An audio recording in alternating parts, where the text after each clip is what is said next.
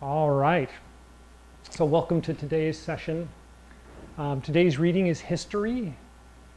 And the reading talks about how there are different places on the earth that just kind of bode good or bad. And the reading specifically talks about graveyards and how graveyards, especially older graveyards, they just seem really funky. You know, you go there and if you close your eyes and just try and feel the energy, it feels extremely grounded. I mean, so grounded it feels really odd. They also areas that have fog often, and ground fog.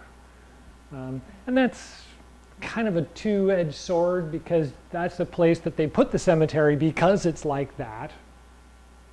And so you don't build there, you know. And it's kind of odd like that because it is a graveyard and it seems to have this really eerie feeling. So, you know, the reading says it's because it's a graveyard. I think it's kind of both. I think it kind of has that character, and so we make that a graveyard, as well as the fact that now that it's a graveyard, it really has that odd feeling. So the idea behind the reading is to talk about the history of both place and of being. And so in my email, I talked about the idea that we kind of look back at this time, and that's why they used graveyards as the metaphor. We look back over the things that we've done, the way that we've come, how we got here, and that helps us get a better idea of what it was we were trying to get to, right? Because the summer builds this great bewilderment of excitement, and now that we're narrowing down and heading back into fall and towards winter, sometimes we have to refresh ourselves on, okay, well, so where was I going? What was my plan? How was I getting to where I was thinking I was going?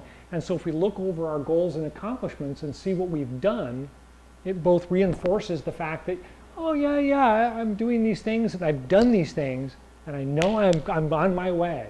And so now we get a better idea of where it is we're going. And so that's, as we've talked about in the last couple of weeks, that's where we're going. We're trying to see what that is, get a focus on it, so we have that direction and that motive. And now we're using things like our past and the history, the things we've done so far, to bolster the fact that, okay, I am on my way, I am doing this, I can make it because I've come this far so far. My common discussion with people, like in martial arts when we do training and we do a lot of practice over and over and over again, is I use the term repetition, endurance, and longevity. So repetition builds endurance. If you do something over and over and over again, you can do it for a longer period of time, you're better at it, your body mechanics are functional. I mean, everything's kind of going in that direction. And so that, to me, shows longevity, right?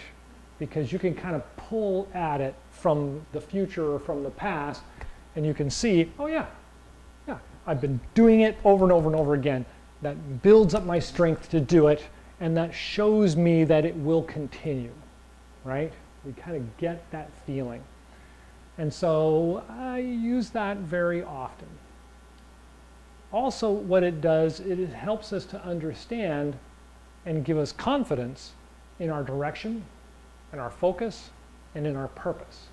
And that's more metaphysical. That's more in the mind. That's not just, you know, I've done this every day and I am ready. It's more like I've done this every day and I'm ready, right? In the mind. And that's more about the fall and the winter, right? The fall and the winter are really about not really external stuff, but all internal stuff, right? So let's take one step out of that and look at the idea of diet. My diet's changed many times. I've worked on a variety of things trying to get my body to gain weight, to gain muscle mass, to do these things to help settle my anxiety, to build up for my ADHD, which of course they didn't call that when I got diagnosed originally, just said I was hyper. And I found that there are certain things in the diet that do that, that helps to balance those things out. And we've now, after 50 years of this, our health industry is starting to realize that. And ironically, our insurance industry is starting to figure this out. I don't know if any of you have read it, but recently there's been a review from the insurance organizations, and they are now sub-funding quality food for the disadvantaged. Why? Because the disadvantaged tend to get the worst food. They have the worst diet. They have the cheapest food, which is processed to death. You know, all these kinds of things, and they have all these health problems because of it. And so the insurance company is kind of reversing that paradigm and saying, well, if we make sure that we get them good food, it'll reduce their health problems and reduce the insurance industry's bottom line. And it's working. Who knew?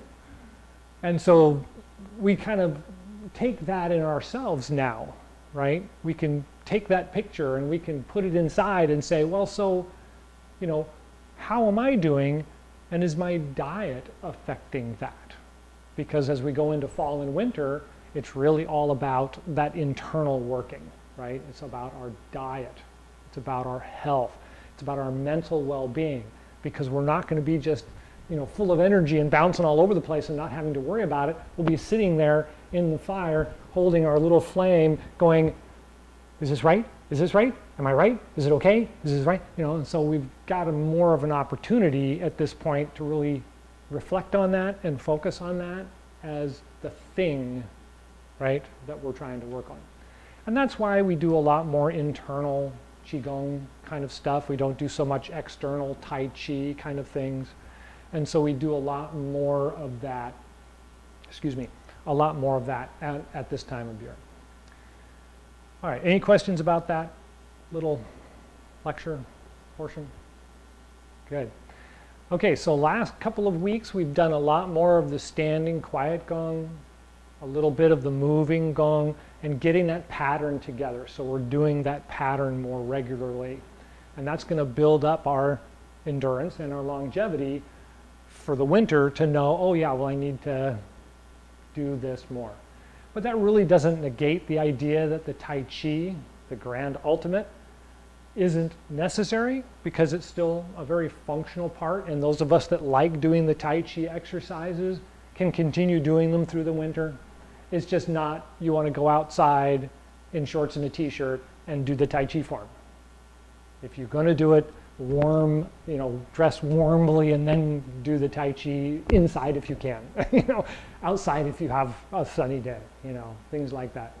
So let's take a look at a couple of the principal things that we always talk about in both the Tai Chi and the Chi Gung, and that's circulation. So breath is just the beginning. I always say this. It's like the key component. When I'm breathing in, it's breathing, you're taking in oxygen and you're taking in gases that the body is using. It's also bringing in the energy in it that's around us. It's like inhaling chi. And then we want to let that circulate through the body for a moment. And that way it exchanges the good gases for the bad gases. And when we exhale, we get rid of the bad gases. And hopefully we hold on to the chi, right? It's meant to flow in and out. And so it's not like you want to hold on to the chi, okay? You know, don't let the chi out. Well, the chi's got to circulate too. So it's the chi comes in and the chi goes out. But the idea is to bolster the chi that you have in your body, right? So circulation comes from the breath. Next, it comes from the circulation of the blood in the body. And so we need to be moving. We need to keep ourselves in a circulation kind of activity. But as we get to the winter, it's not necessarily running, unless you run all the time, right? But at the same time, there's just little things we can do that build, stimulate, and reinforce circulation in the body. And one of those is the way that we move the body. There's pressure points on the hand that mimic pressure points on the feet, that mimic pressure points in the ear, that mimic the pressure points around the belly button. And so these centered areas are areas that we want to work with on a regular basis. So when we do the moving gong, we're rolling around the feet, right? We're stimulating those pressure points in the body. And we can go in either direction. We can go in to out, and we can go out to in, but that's stimulating circulation in the body. This works really good in the wintertime because we don't walk as much, or we don't run, or we don't, do outside activities as much unless we have to. And so those are really good things to remember. The hands are the same way. We're not doing as much physical stuff with our hands during the fall and the winter time unless we have to, right? And so we want to be able to do circulation exercises for the hands. Rubbing the hands together is a really, really good way to do it, right? Hugging somebody, working a massage, things like that are both stimulating for the receiver and for the giver, right? Both participants are receiving. We also talk about brushing the body, right? Because once we've built up the stimulation and the circulation in the hands, we want to spread that out. We want to get the rest of the body the charge, as it were. Not a charge specifically, but a charge nonetheless. And so we work the lymph, which is the skin layer. We can also do the deeper muscles by tapping, right? Or patting, right? Those can be very, very useful. It stimulates circulation at the next layer down, which is the fascia, or fascia, that encapsulates all the muscles and the joints. So far, so good? Excellent. So these are the things that we kind of want to put more focus on this time of year. I think we've done the face massage and then the hair massage. I mean, there's all these great exercises that we can do that help to stimulate it on a regular basis, right? Do them once, twice a week. If you're ill or having depression or any of those kinds of things, you can do it every day. It's not a big deal, right? It's really good for you.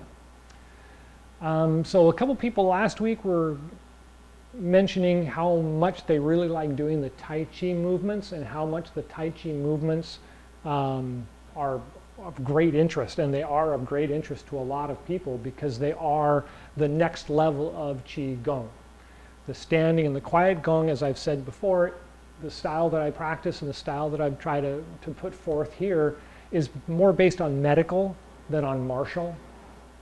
And then it kind of leads into Tai Chi as being something to do, but then the Tai Chi isn't separate, right? We want to do the Chi Gung exercises in the Tai Chi.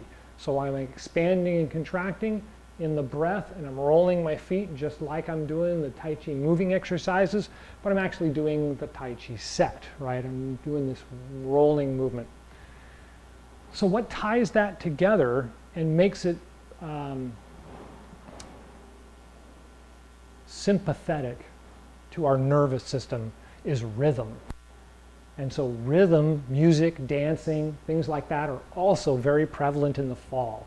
We have fall festivals, and we do a variety of things in the fall festivals, including dancing, listening to music, moving with the music. And so let's take a look at a couple of the exercises that we've done before that work with rhythm in the body. So remember, we talk about that the body is made up of mostly water. And when we roll the body around, we can kind of feel it moving with us. And we want to find a nice pattern for it, right? And one of those patterns is rocking or penduluming, right? And so we put a foot forward and relax our arms, and we roll our body back and forth, and we can kind of feel the hands like pendulums. And if you go really slow, you can kind of feel how the pendulum will start and stop, and it just floats along with you. A little bit faster, and now you can feel that the arms are separate, and they're actually penduluming by themselves, right? So far, so good? Okay. So now we're going to take it a step further, and we've done this one before, is we're going to kind of roll out real quick and pick up the arms, and then settle, and then push out and roll back.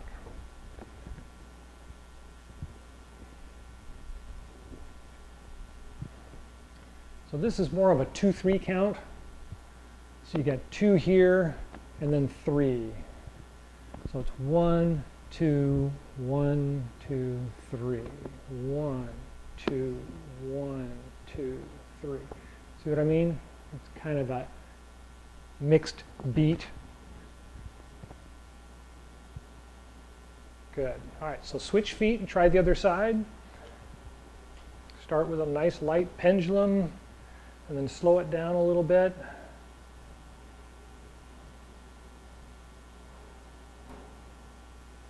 And then pick it back up. And then pick it up. Hold it for a couple and out and down.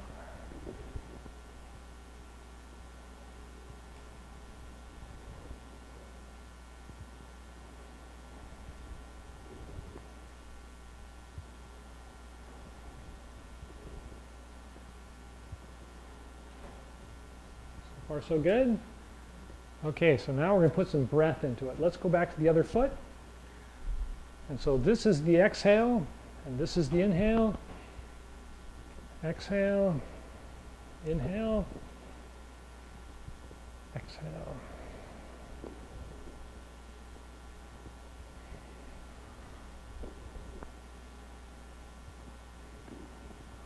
Good. And then switch feet.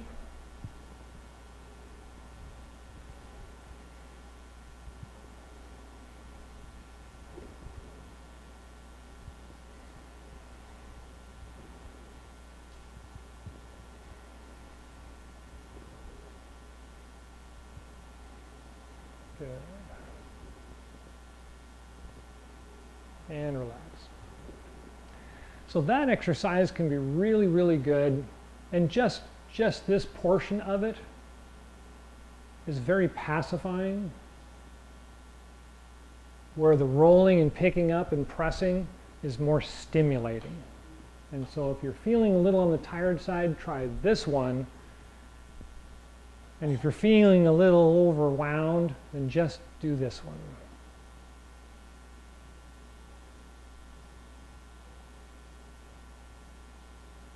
Right? And as always, everybody's got a slightly different rhythm, and it has to do with body size and cadence. And so those things, you just kind of work with it with yourself and find one that helps make you feel the best, as it were. So calming, find the calming, stimulating, find the stimulating. Okay? All right. So let's take it one step further, and let's try the penduluming for the twisting. So I'm going to go like this. I'm just going to let the arms just kind of hang there.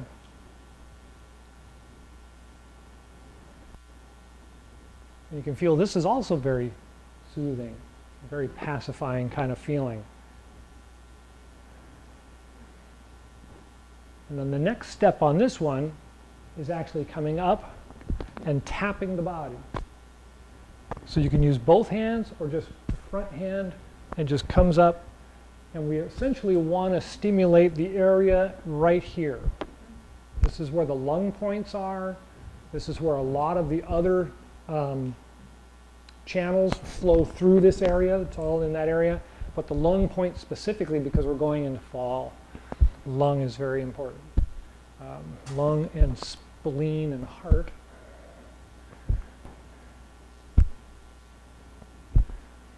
So when you're doing this one and you want to do the back side, you want to kind of tap in this area. This is the kidneys, right? And you want to be careful if that area is really tender, don't hit it hard.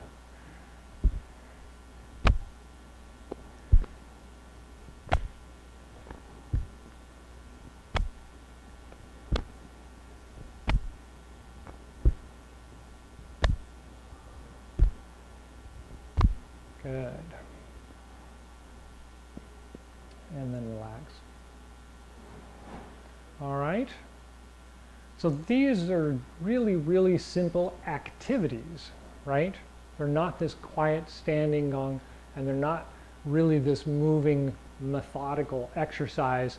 They're more kind of freewheeling, right? You're kind of letting things just kind of flow. And that's an important thing, again, this time of year, because we're letting go of the energy of summer and we're letting go of this purposeful drive that happens. And we tend to get stuck in it and we want to keep doing it, and you've got to let that go for the fall and especially into winter. And we'll talk about that more as we get into the chi nodes closer to winter. Any questions? Any thoughts about those exercises? So let me sidetrack this whole thing one quick moment and talk about the idea that this practice gets your brain stimulated in other things that will help relieve tension in the body. I tend to do martial kind of moves, right? It's a double block, right? Same thing with Tai Chi. You get this kind of, right, sowing seeds kind of feeling. Find a rhythm and find how it flows in a circle, inside, not necessarily outside, because that doesn't look like it's a circle. But it's all happening from here. And we've talked about this before, is we're moving to the inside and we're letting the inside drive the outside. Instead of this big outside movement driving the energy of the body that we do during the spring and summer, this is in here and it's making this happen, right? I'm stirring the bucket and I'm getting the water to go over here and then over there, right? And so try different things. Look at stuff that you like to do, right? The comfort in movement is part of the theory in psychology. Do things that make you feel comfortable, that make you feel like you're getting it out. Because in psychology, modern psychology, that's kind of the goal nowadays, is don't bottle it up, don't hold it in. Get it out, find out what it looks like, and work with it. See how it works. So that's my little side vent on that one, is that just find stuff that works for you. All right? So let's finish up with a little bit of standing quiet gong. Remember to keep the back straight. This time of year we tend to really kind of fall forward and the neck sticks out. So we want to relax the body down and then lift up the head, straighten the neck, open the chest and bring the arms more out to the side.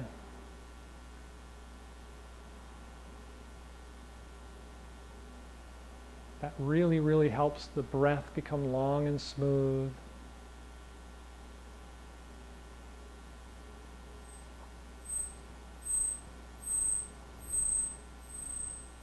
Wow.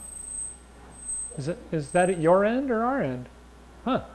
Very interesting. That was a fire alarm, but didn't look like any of the other klaxons were going off.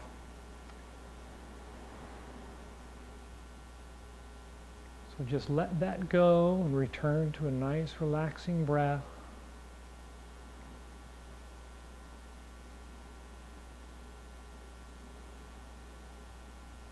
Feel the body, feel the weight and the energy in the body sink down through the legs, down to the bottom of the feet. And feel the entire weight of your body pressing against the ground at the bottom of your feet.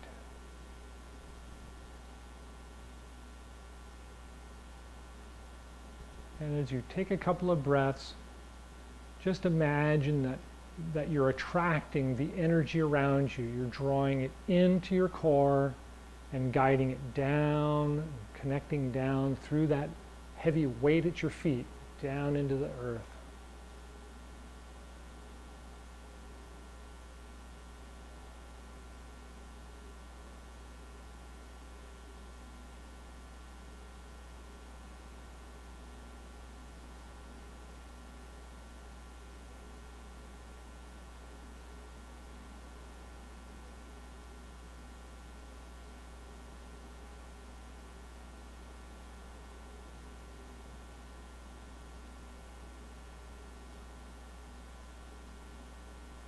And when you're ready, do a couple of the 3 gate gongs. So roll the feet out, arch the hips, open the arms as you inhale and rise up slightly. And then exhale when you're ready and roll the feet in, straighten the back, drop the arms, and go ahead and do it again when you're ready and follow the pattern of your breath.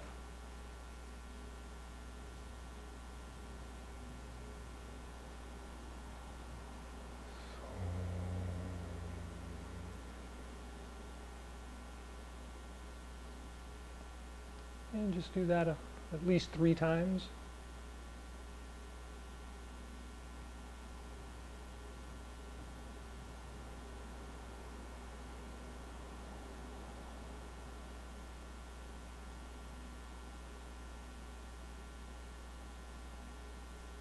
And then relax for a moment.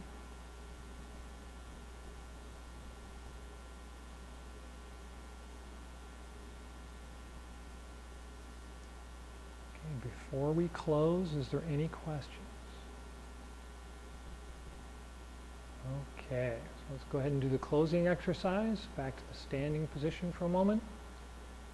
Take a deep breath.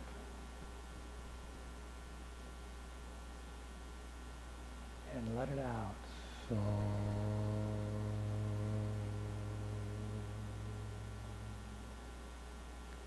and when you're ready, turn the palms out. Inhale, rise up. Gathering the universal chi. So,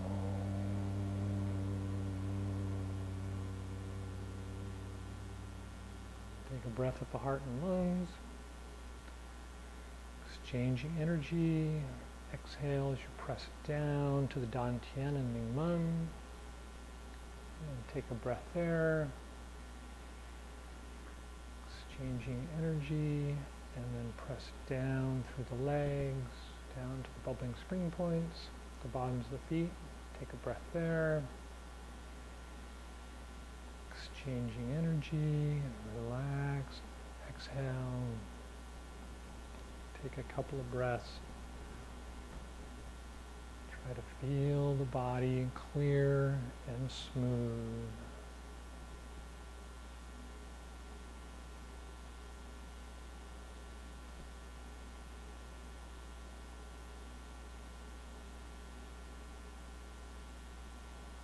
And when you're ready, palms out, inhale, rise up.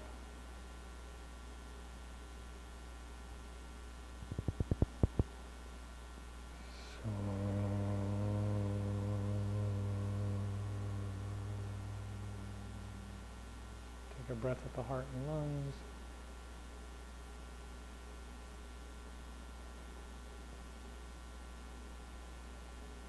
And with the Dantian and Mingmen.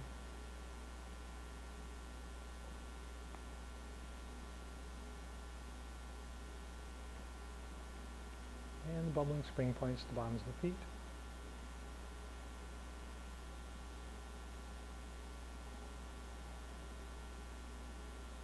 And a couple more breaths. Feel the energy at the bottom of the feet. You probably feel them warm and tingling now.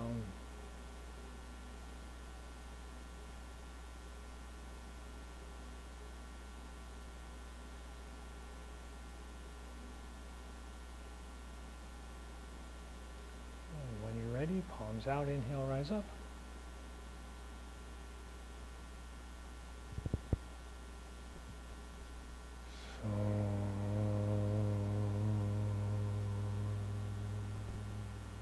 Take a breath at the heart and lungs.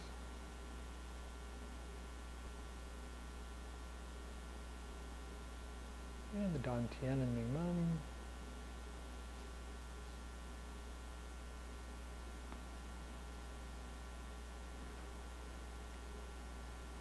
And the bubbling spring point at the bottoms of the feet.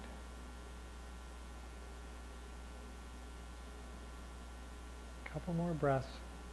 Just feel the energy flowing through you. You may feel the pulse of the heartbeat through the body. Just feel that as a clear, smooth energy flowing through the body.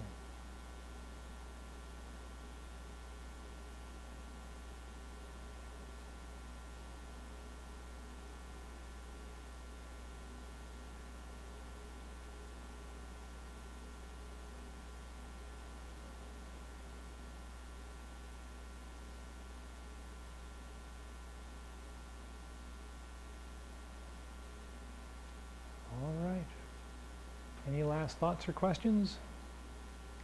Thank you for coming. Enjoy the rest of the day.